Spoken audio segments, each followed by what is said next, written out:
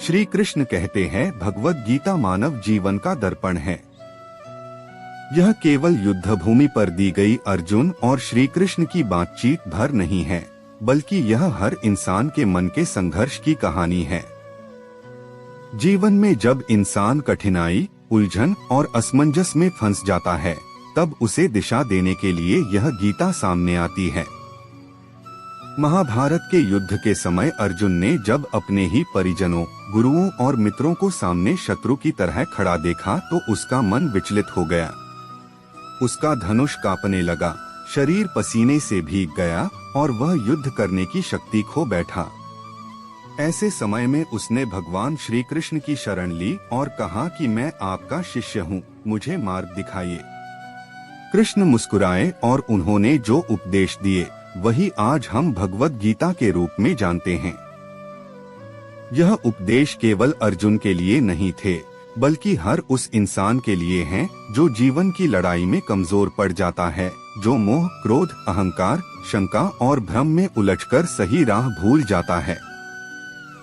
गीता का पहला संदेश यही है कि जीवन एक रणभूमि है।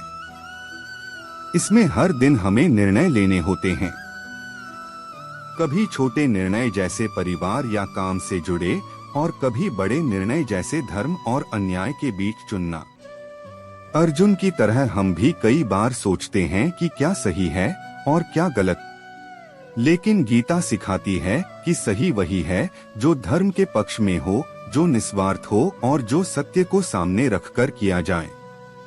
कृष्ण ने अर्जुन से कहा कि तू योद्धा है, तेरा धर्म है कि तू युद्ध करे। अगर तू अपने कर्तव्य से भागेगा तो यह तेरा पतन होगा।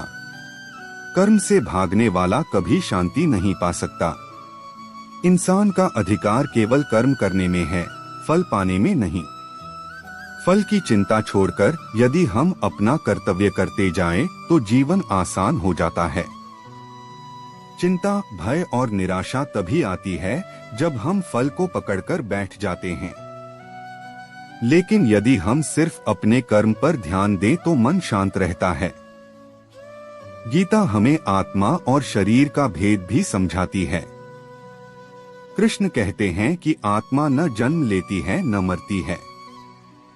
आत्मा न जल से भीगती है, न अग्नि से जलती है, न शस्त्र से काटी जाती है और न हवा से सूखती है। आत्मा शाश्वत, अजन्मा और अविनाशी है।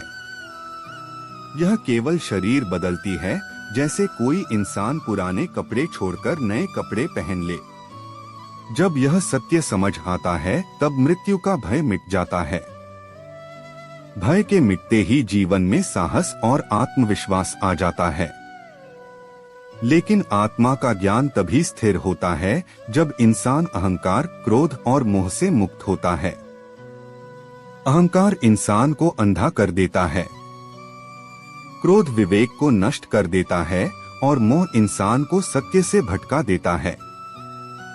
कृष्ण बार बार अर्जुन से कहते हैं कि अगर तू मुझे पाना चाहता है, अगर तू सच्ची शांति पाना चाहता है, तो इन तीनों शत्रुओं पर विजय पाना होगी। क्रोध और अहंकार से दूर रहना ही आत्मज्ञान की पहली सीढ़ी है। भक्ति गीता का एक और बड़ा संदेश है। कृष्ण कहते हैं कि जो इंसान मुझे प्रेम से भजता है, चाहे वह किसी भी रूप में मुझे याद करे, मैं उसी रूप में उसकी रक्षा करता हूँ। मैं भक्त के एक कदम बढ़ाने पर उसके पास 10 कदम दौड़कर आता हूँ। भक्ति केवल मंत्र जपने का नाम नहीं है, बल्कि यह पूर्ण समर्पण है। जब इंसान अपने अहंकार को छोड़कर ईश्वर की शरण में जाता है और हर कार्य को ईश्वर को समर्पित कर देता है, तब वह मुक्त हो जाता है। गीता यह भी कहती है कि संतुलन ही जीवन का आधार है। न अधिक सुख में डूबना चाहिए, न अधिक दुख में डूबना चाहिए। न अधिक खाना चाहिए, न अधिक उपवास करना चाहिए। न अधिक सोना चाहिए, न अधिक जागना चाहिए। न अधिक उपवास करना चाहिए, न अधिक सोना चाहिए, न अधिक जागना चाहिए। जो जीवन में मध्यम मार्ग पर चलता है वही सच्चा योगी है। योग का अर्थ केवल आसन और प्राणायाम नहीं है। योग का असली अर्थ है आत्मा और परमात्मा का मिलन। जब मन स्थिर हो जाए, जब इंद्रियां वश में हो, जब विचार निर्मल हो और जब इंसान हर जगह ईश्वर को देखे, तभी योग की प्राप्ति होती है। कृष्ण अर्जुन को यह भी बताते हैं कि 3 गुण हर इंसान को प्रभावित करते हैं, सतोगुण, रजोगुण और तमोगुण। सतोगुण शांति, ज्ञान और पवित्रता लाता है। रजोगुण इच्छा, क्रोध, महत्वाकांक्षा और कर्म की गति लाता है। तमोगुण आलस्य, अज्ञान और भ्रम लाता है। इंसान जैसा गुण अपनाता है वैसा ही उसका जीवन बनता है। लेकिन सबसे ऊंचा वह है जो इन तीनों गुणों से ऊपर उठकर केवल आत्मा में स्थिर रहता है। अर्जुन बार बार प्रश्न करता है और कृष्ण धैर्य पूर्वक उत्तर देते हैं। अर्जुन पूछता है कि जो लोग मुझे नहीं मानते, केवल अन्य देवताओं की पूजा करते हैं, उनका क्या होता है? कृष्ण कहते हैं कि हर पूजा अंततः मुझ तक ही पहुंचती है, क्योंकि सबका आधार मैं ही हूँ।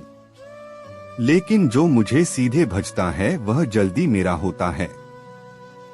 गीता का अंत इस वाक्य पर होता है कि हे अर्जुन, अब मैंने तुझे सब ज्ञान दे दिया, अब तू जैसा चाहे वैसा कर। यानी कि ईश्वर भी हमें स्वतंत्रता देते हैं। वे मार्ग दिखाते हैं, लेकिन चलना हमें ही होता है। गीता यह नहीं कहती कि जीवन में कभी दुख नहीं होगा, बल्कि यह कहती है कि दुख और सुख दोनों जीवन का हिस्सा हैं। जैसे दिन और रात आते जाते हैं, वैसे ही सुख दुख भी आते जाते हैं। समझदार वही है जो दोनों को समान भाव से देखे और उनसे प्रभावित न हो। जब हम गीता के हर अध्याय को समझते हैं तो यह स्पष्ट हो जाता है कि जीवन में सबसे बड़ा धर्म है अपने कर्तव्य को निस्वार्थ भाव से करना, ईश्वर में समर्पित होना, क्रोध और अहंकार से दूर रहना और आत्मा के ज्ञान में स्थिर रहना। यही गीता का संदेश है और यही जीवन की सच्ची राह है।